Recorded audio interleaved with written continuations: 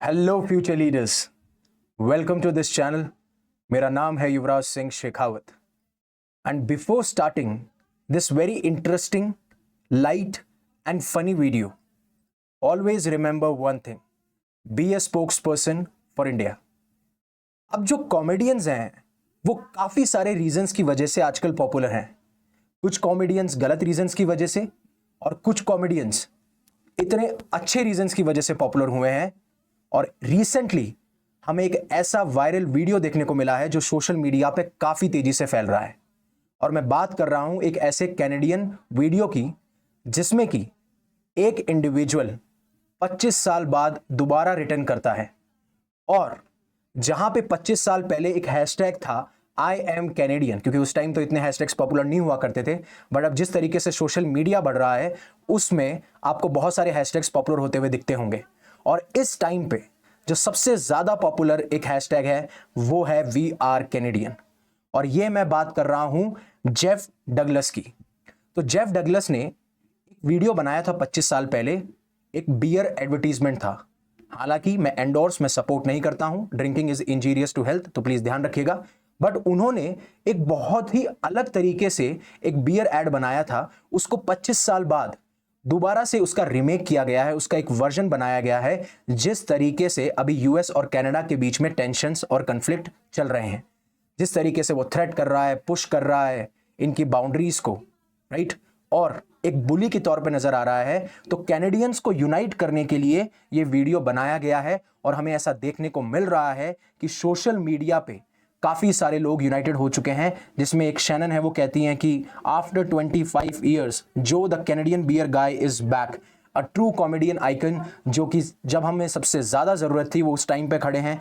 ऐसा ही काफ़ी सारी न्यूज़ एजेंसीज, न्यूज़ रिपोर्ट से निकल के आ रहा है। मैं उसके बारे में आपको वीडियो भी दिखाऊंगा और आपको बताऊंगा कि पहले वीडियो क्या था, उसमें क्या चीज़ें रिफ्लेक्ट हुई और दूसरे वीडियो में क्या है।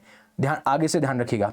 सो पहले एक वीडियो देखते हैं जो कि 25 साल पहले रिलीज हुआ था और उसको मैं ब्रेक करूंगा आपके लिए।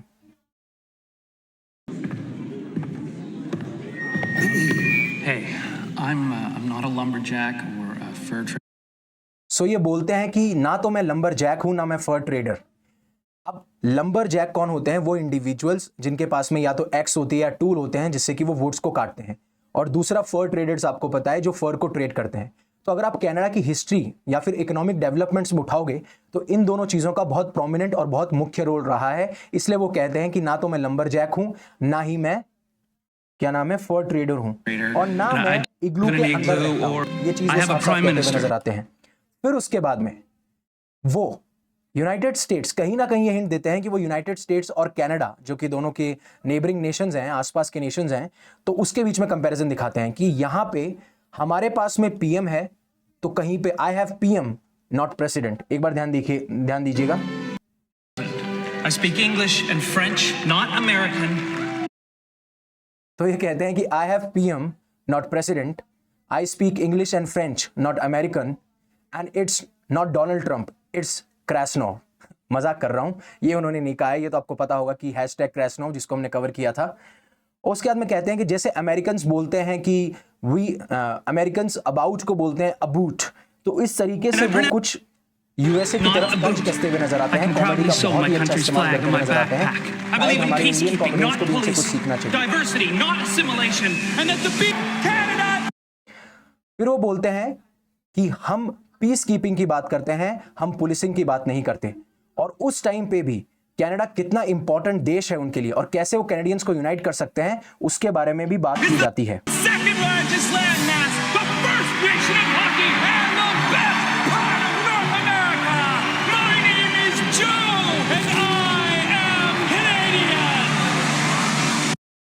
तो उसमें इन्होंने जो लास्ट में ये कहा कि कनाडा जो है वो सेकंड लार्जेस्ट लैंड मास है रशिया के बाद में।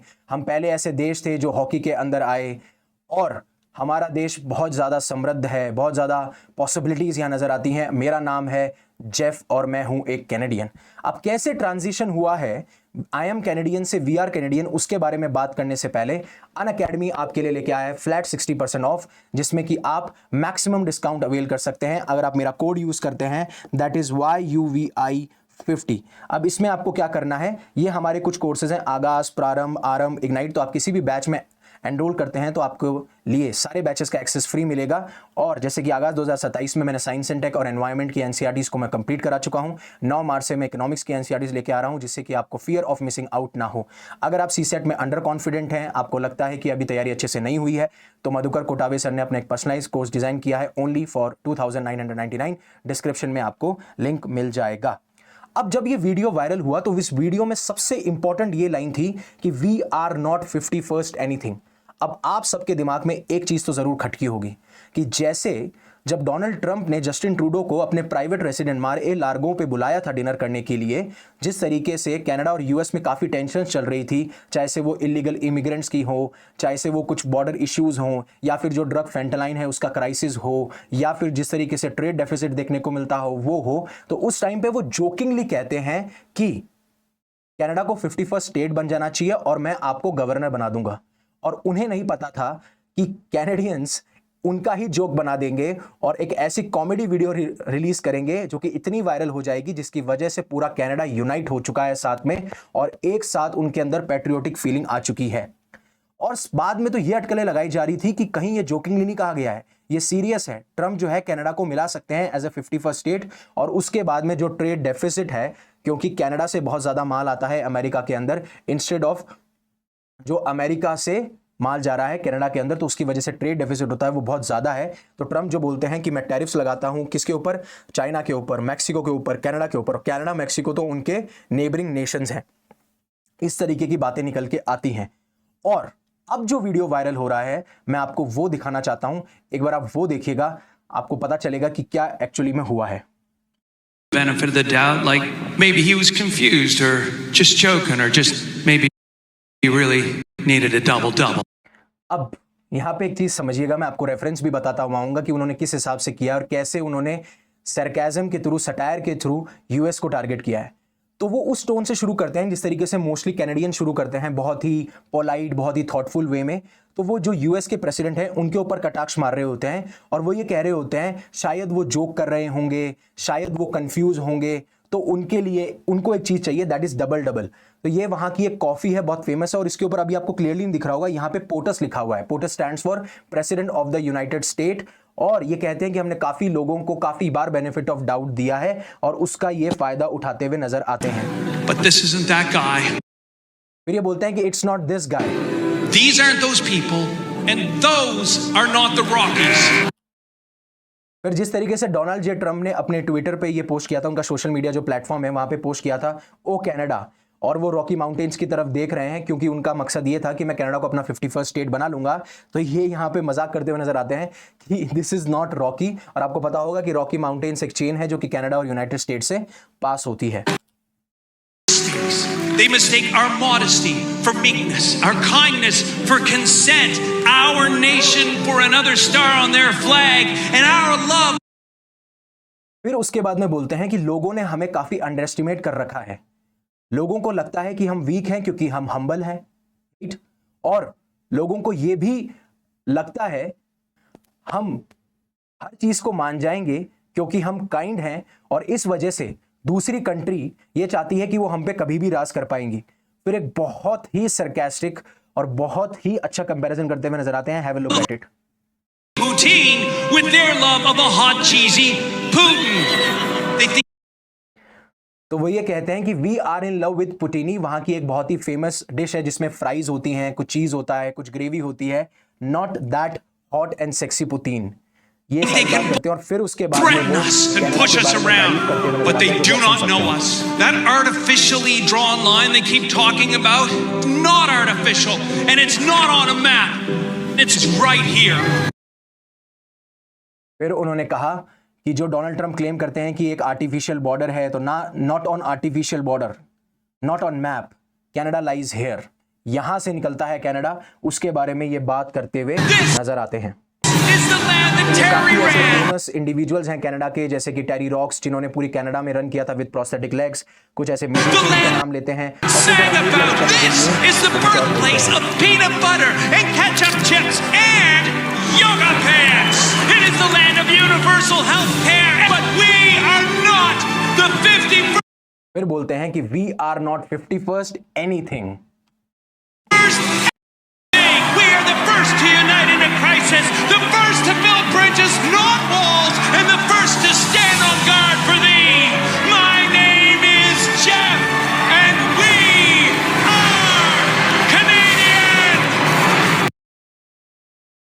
फिर वो ये बोलते हैं उसके बाद में जो लास्ट में लाइन है जिससे कि पैट्रियटिज्म की भावना आती है कि जब भी क्राइसिस होता है तो हम सबसे पहले खड़े होते हैं, हम अपने नेबर्स के लिए प्यार जताते हुए नजर आते हैं, हम हमेशा ब्रिजेस बनाते हैं ना कि वॉल्स। यहाँ पे रेफरेंस हो रखा था जिस तरीके से यूनाइटेड स्टेट्स के प्रेसिडेंट ने ये कहा था कि जो इलीगल इमिग्रेंट्स एंटर कर रहे हैं तो मैं मैक्सिको और यूएस की बॉर्डर पे वॉल्स बना दूंगा जिससे कि वो एंटर ना कर पाए।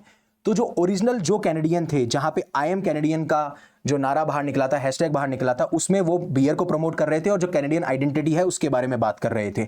यहाँ पे पैट्रियटिज्म को इंस्पायर करने के लिए, लोगों को यूनाइट करने के लिए, लोगों के अंदर देशभक्ति की फीलिंग डालने के लिए किया गया है, जिस तरीके से यूएस की टेंशन हमें देखने को मिलती हैं। पहले ये मॉल्सन कैनेडियन जो कि बियर ब्रांड है उन्होंने किया था, लेकिन यहाँ पे एनोनिमस कैनेडियन क्रिएटिव्स ने ये चीज़ की है। बहुत सारे लोग मिल के आए हैं, अपने डिफरेंसेस को भूल के आए हैं और साथ में आके उन्होंने ये वीडियो बनाया है। तो ये दर्शाता है कि किस तरीके से वो चाहते हैं कि पूरा का पूरा कनाडा यूनाइट हो। ये इसमें जनरल नेशनल प्राइड की बात करते हैं, यहाँ पे ट्रेड वॉर और ट्रम्प जिस तरीके से एनेक्सेशन के कमेंट्स पास करते हैं उसके बारे में बात की जाती है।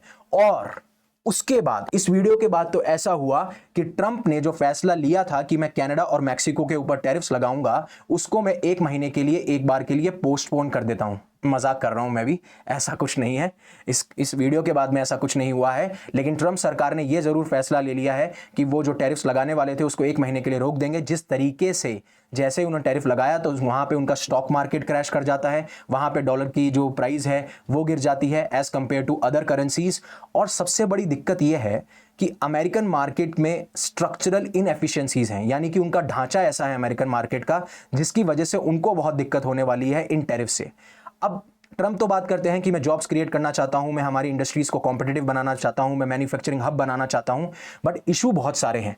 पहला इशू है हाई कॉस्ट ऑफ लेबर का। तो वहां पे अब अगर आप लेबर लेंगे तो वो बहुत ज़्यादा वेजेस मांगती है, बहुत ज़्यादा डिफिकल्ट है। जिस तरीके से डिमांड सप्लाई वाला भी गेम देख लीजिए कि जितनी आपको रिक्वायरमेंट है उतने आपको मिलते नहीं है, और अगर मान लीजिए मिल भी जाए तो जिस तरीके से रूल्स हैं, रेगुलेशंस हैं, प्रोटोकॉल्स हैं, उसकी वजह से उन्हें ज़्यादा पैसे देने पड़ते हैं। But as compare to South East Asian nations, India, वहाँ पर आपको लेबर चीप मिल जाएगा क्योंकि बहुत सारा लेबर है, तो इसलिए भी एक डिमांड सप्लाई बहुत ज़्यादा है। और दूसरा, हमारे यहाँ पे इतने स्ट्रिक्ट रूल्स भी नहीं है जिस तरीके से हमें प्रॉब्लम फेस करनी पड़े। दूसरा, अमेरिकन मार्केट की एक आदत है। अमेरिकन मार्केट्स क्या हैं, या फिर जो अमेरिकन मार्केट्स नहीं बोलूंगा, अमेरिकन पूरा एक कंट्री बोलूंगा अमेरिका, वो क्या करती हैं, कंज्यूम ज्यादा करती हैं प्रोडक्शन से।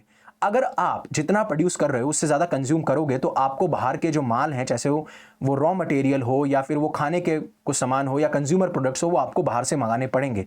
और यही सबसे बड़ी चीज़ है जो प्रॉब्लम निकल के आती है, इसलिए मेजरली वहाँ पे ट्रेड डेफिसिट देखने को मिलता है। और इसीलिए जो कनाडा जो है, अब एक्चुअली सबसे ज़्यादा बड़ी प्रॉब्लम हो गई थी ऑटो मेकर्स के लिए जो कि अमेरिका के अंदर है, क्योंकि ये कनाडा से जो है बहुत सारे जो पार्ट्स हैं वो इंपोर्ट करवाते हैं। अगर आप कनाडा के ऊपर टैरिफ लगा दोगे तो वो पार्ट्स भी एक्सपेंसिव हो जाएंगे, जिसकी वजह से वहाँ पे जो ऑटोमोबाइल सेक्टर है, वो जो ऑटोमोबाइल्स हैं वो और ज़्यादा एक्सपेंसिव हो जाएंगे और फिर उतनी कॉम्पिटिटिव नहीं रहेंगी। आपको तो अपनी प्रोडक्ट्स को कॉम्पिटिटिव बनाना है।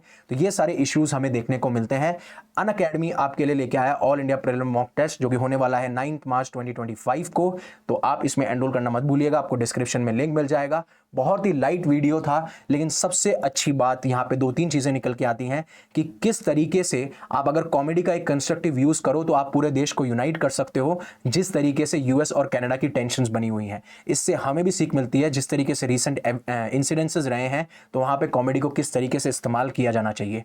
और दूसरी सबसे बड़ी चीज कि जो ये टेंशंस चल रही थी, जो लोगों में एक डर था, लोगों में एक भय था, तो एक वीडियो ये क्या करता है, लोगों को काम और कंपोज भी करता है। स्पेशली जब भी ऐसा होता है कि कहीं वॉर की सिचुएशन होती है या फिर बहुत टेंस सिचुएशन होती है, तो लोगों को कहा जाता है कि काफ़ी बार स्पोर्ट्स ये काम करता हुआ नजर आता है, काफ़ी बार कॉमेडी वीडियोज़ ये काम करते हुए नजर आती हैं। तो कहीं ना कहीं ये जो वीडियो है इसीलिए वायरल हो रहा है, क्योंकि एक जगह जहाँ लोगों को यूनाइट कर पाया है, दूसरी जगह वहीं कैनेडियंस को ये काम और कंपोज भी कर पाया है।